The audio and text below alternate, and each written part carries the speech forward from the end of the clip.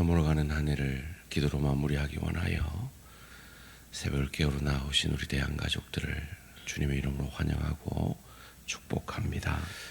살아계신 하나님, 참 감사합니다. 저물어져가는 이 한 해를 바라보며 우리 인생을 생각하게 하시고, 우리 또한 마지막에 있는 시한부 인생인 것을, 그리고 오늘은 내 남은 생애 가운데 가장 젊고 복된 하루인 것을 생각하며, 그저 세상 사람들처럼 분주하고 뜻없이 보내는 하루가 아니라 주께서 내게 허락하신 예수 닮을 수 있는 복된 하루, 하나님께 찬양과 영광을 돌릴 수 있는 기쁜 하루, 내게 은혜와 사랑을 허락하신 그 하나님의 사랑을 흘려보낼 수 있는 감격적이고 감동적인 하루가 되어지는 우리 모든 대한가족들 되게 하여 주시옵소서. 살아계신 하나님, 이 새벽을 깨우는 귀한 우리 대항의 가족들, 주님 하늘 문 열어 복에 복을 더하사 지경을 넓혀 주시고, 주의 손으로 도우사 환난에서 벗어나 근심이 없도록 복 내려 주시옵소서. 깊이의 축복의 시간을 보내고 있는 사랑하는 내 지체들 기억하여 주시고,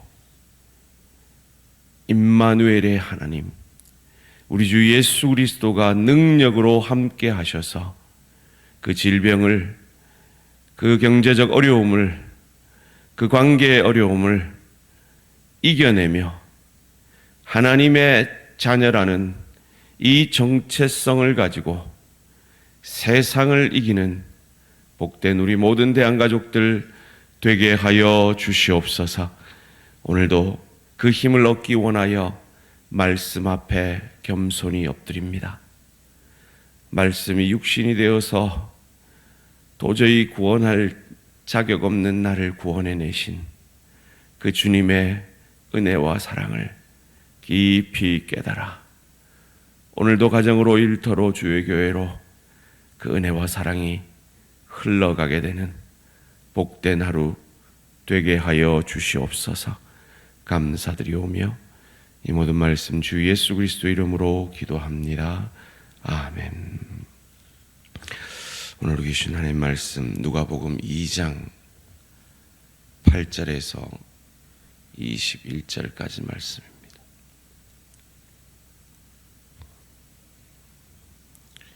누가복음 2장 8절에서 21절까지 말씀,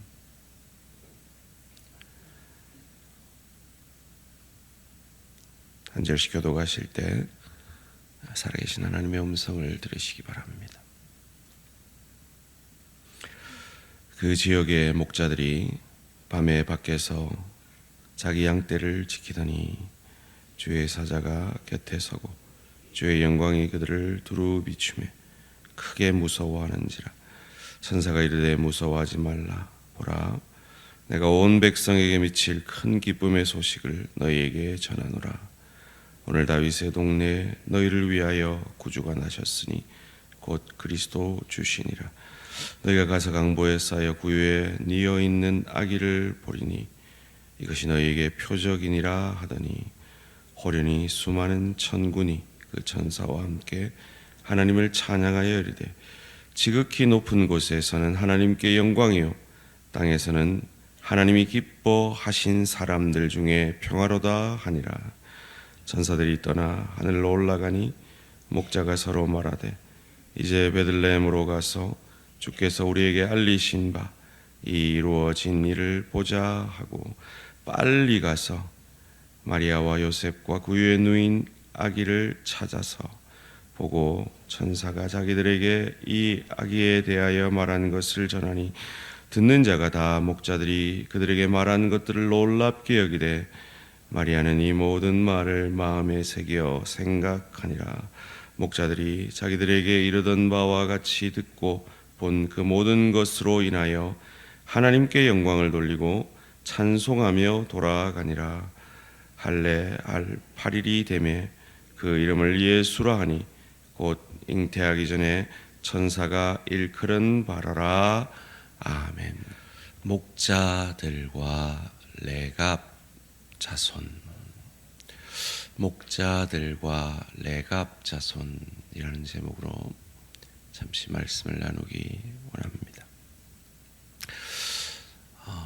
신학자들은 저희들이 쉬이 알지 못하고 깊은 연구를 하지 않으면 깨닫지 못하는 것들을 연구하는 사람들이죠.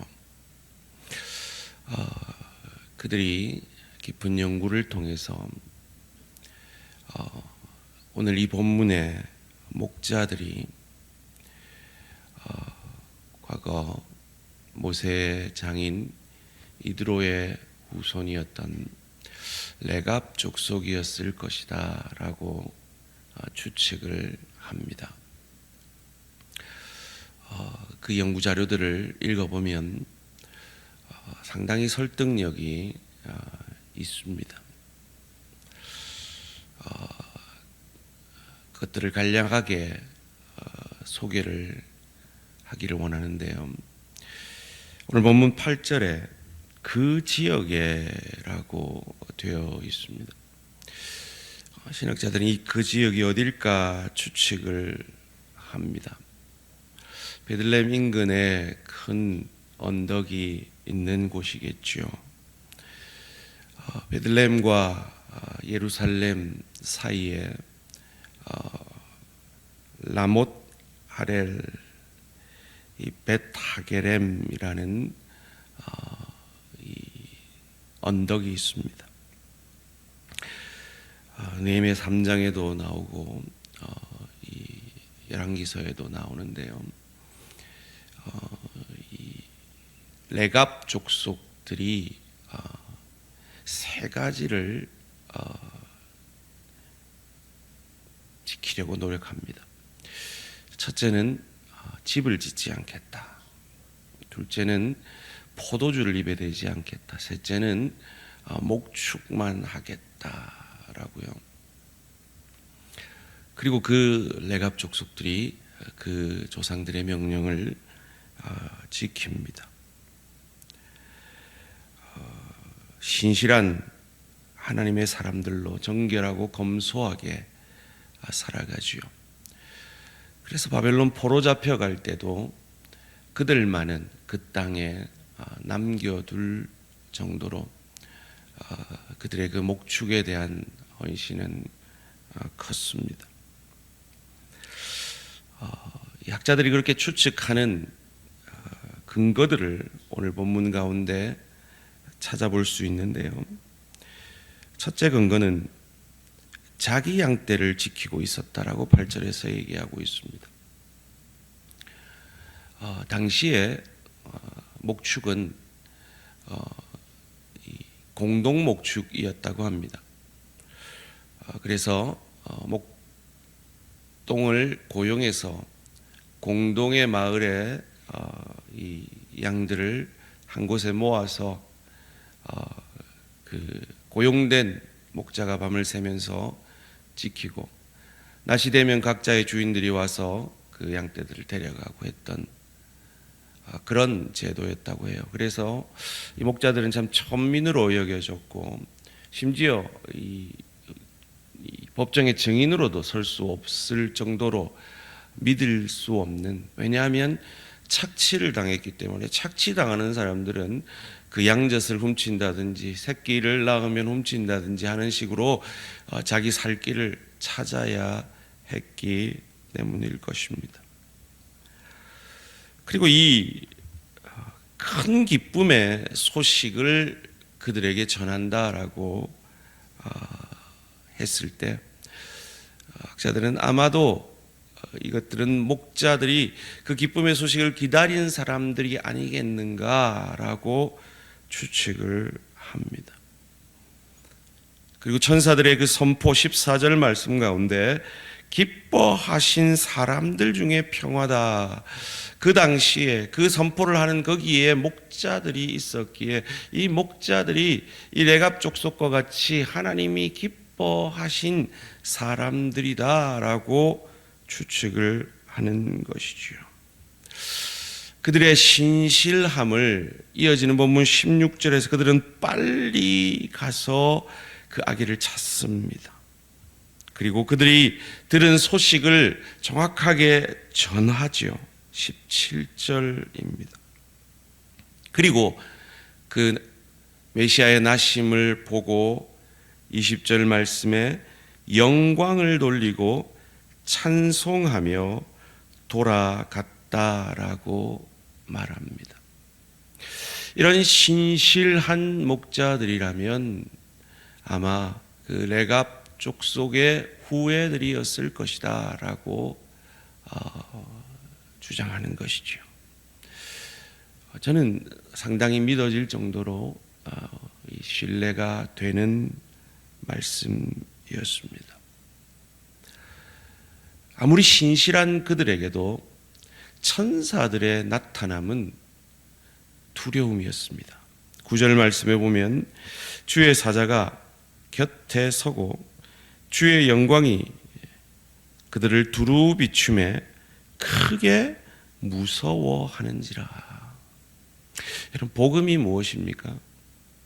복음은 하나님이 우리 가운데 나타나신 겁니다.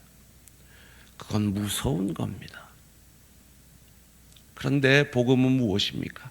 무서워야 할 것이 무섭지 않고 기쁜 소식이 되는 것입니다. 10절 말씀 함께 읽습니다. 시작. 천사가 이르되 무서워하지 말라. 보라, 내가 온 백성에게 미칠 큰 기쁨의 소식을 너희에게 전하노라. 아멘. 하나님이 나타났어요. 죄인인 우리는 무서울 수밖에 없어요. 그런데 이것이 무서운 소식이 아니라 큰 기쁨의 좋은 소식이래요. 왜요? 11절 말씀입니다. 오늘 다윗의 동네에 너희를 위하여 구주가 나셨으니 곧 그리스도 주시니라.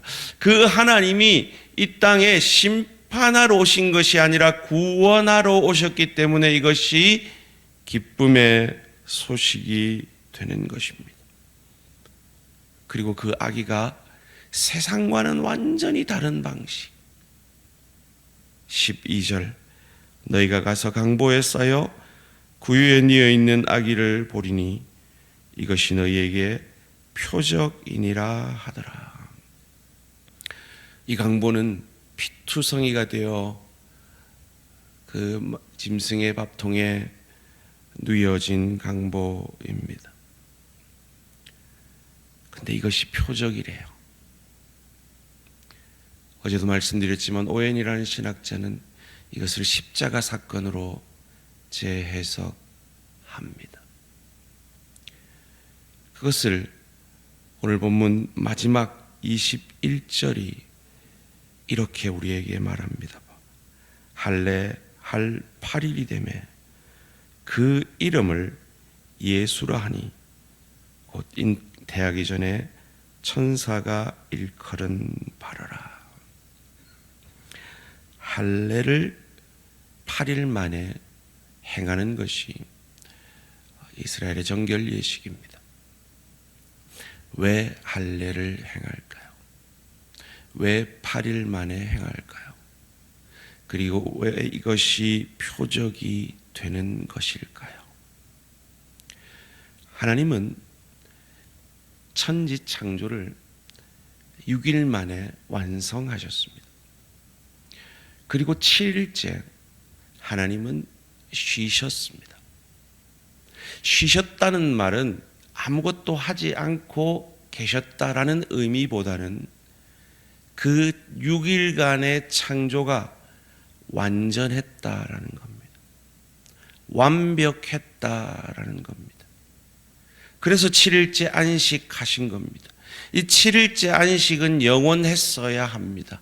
그런데 그 7일째의 하나님의 안식이 깨어집니다.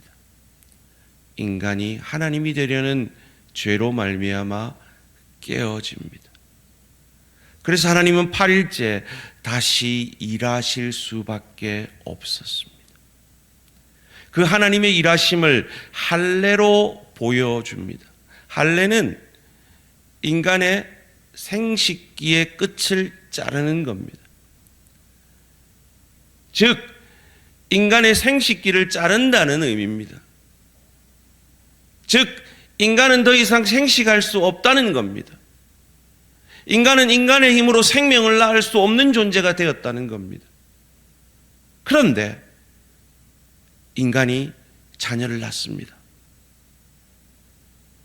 그건 인간의 힘으로 난 것이 아니라 하나님의 은혜로 주셨다는 겁니다. 이것이 할례의 의미요, 이것이 신약의 세례의 의미인 것입니다. 그래서 예수와 함께 죽고 예수와 함께 사는 것이죠. 아이고 목사님 이 새벽에 뭐 그렇게 어려운 얘기를 하십니까 싶으실 것 같은데 집에 가셔서 다시 한번 찬찬히 들어보십시오. 이것이 복음입니다. 그러니 우리는 어찌해야 할까요? 다시 한번 20절 말씀 함께 읽습니다. 시작. 목자들은 자기들에게 이르던 바와 같이 듣고 본 그 모든 것으로 인하여 하나님께 영광을 돌리고 찬송하며 돌아가니라. 아멘. 하나님께 영광을 돌려야 합니다. 찬송해야 합니다. 그리고 중요한 것이 있습니다. 돌아가야 합니다. 여러분의 삶의 일상으로 돌아가야 합니다. 그곳에서 하나님께 영광을 돌리셔야 합니다. 그곳에서 하나님의 소금과 빛으로 살아내셔야 합니다. 17절 말씀에서 그들이 천사가 한 것을 다 전했을 때 그들이 놀랍게 여겼고 마리아는 그 모든 말을 새기어 생각했습니다. 마리아에게도 믿음의 영향을 끼친 자들이 목자들이었습니다. 그처럼 이 놀라운 은혜를, 할례의 은혜를, 강보에 쌓인 구유의 은혜를 받은 저희들, 오늘도 하나님께 영광을 돌리며 찬송하며 삶의 현장으로 돌아가서 우리가 얼마나 놀라운 은혜를 받은 자인 것을, 구원의 축복을 받은 자인 것을 증거하는 저와 우리 모든 성도님들 되시기를 주님의 이름으로 축원합니다. 살아계신 하나님 감사합니다.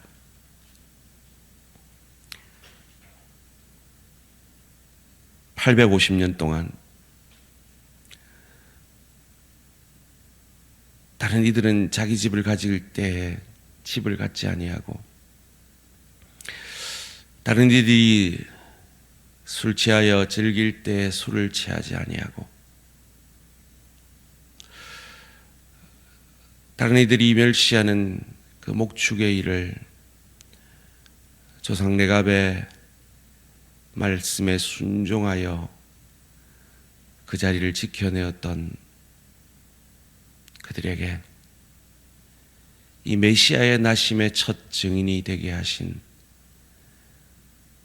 이 하나님의 은혜와 사랑이, 우리는 그들처럼 아무것도 하지 않았음에도 불구하고 강보에 누이신 구주 예수가, 내게 예수가 구원이 되시고 할례의 역사를 친히 자신이 죽으시고 부활하심으로 이루셔서 우리에게 구원의 소망을 허락하여 주시니 감사, 찬양, 영광을 돌려드립니다. 그러기에 오늘 하루도 하나님께 영광을 돌리며 찬송하며 우리의 삶의 자리에서 우리가 얼마나 놀라운 은혜 받은 자인 것을 증거하는 우리 모든 대한가족들 되게 하여 주시옵소서. 여호와께서 너희의 땅에 이른 비 늦은 비를 적당한 때에 내리시니 너희가 곡식과 포도주와 기름을 얻을 것이요, 이 말씀의 축복이 오늘 이 새벽을 깨우는 우리 모든 대한가족들에게 충만히 있게 하여 주시옵소서. 감사드리오며 이 모든 말씀 주 예수 그리스도 이름으로 기도합니다. 아멘. 하늘에 계신 우리 아버지여, 이름이 거룩히 여김을 받으시오며 나라가 임하시오며 뜻이 하늘에서 이루어진 것 같이 땅에서도 이루어지이다. 오늘 우리에게 일용할 양식을 주시옵고 우리가 우리에게 죄 지은 자를 사하여 준 것 같이 우리 죄를 사하여 주시옵고 우리를 시험에 들게 하지 마시옵고 다만 악에서 구하시옵소서. 나라와 권세와 영광의 아버지께 영원히 있사옵나이다. 아멘. 이 시간은 우원아 선교사님을 위한 기도 제목입니다. 우선 교사님은 천주 대양 지역에 복음을 전하고 이제 은퇴하셨습니다. 그곳에 세워진 교회와 뿌려진 복음의 씨앗들이 잘 열매 맺을 수 있도록 기도해 주시기를 바랍니다. 두 번째로 소외된 우리 영혼들을 섬기는 사역을 계속 감당하시게 됩니다. 중독자들, 장애인들, 그리고 점점 더 그 사역이 넓어져서 우리 교회가 감당해야 할 이 지역에 소외된 그런 영혼들을 섬기는 일을 계속해서 하시게 됩니다. 위에서 기도해 주시기를 바랍니다. 오늘 하루도 승리하시기 바랍니다.